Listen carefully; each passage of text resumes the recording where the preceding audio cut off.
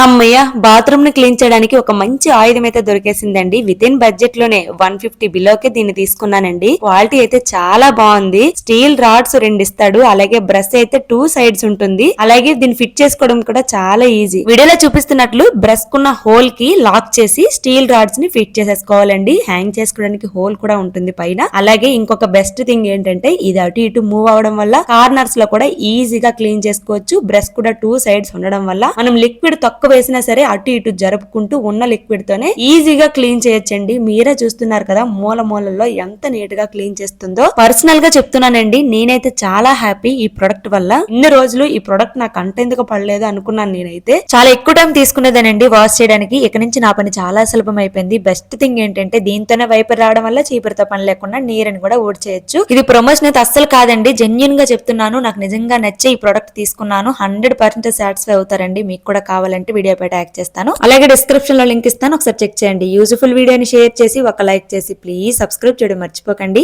Thank you.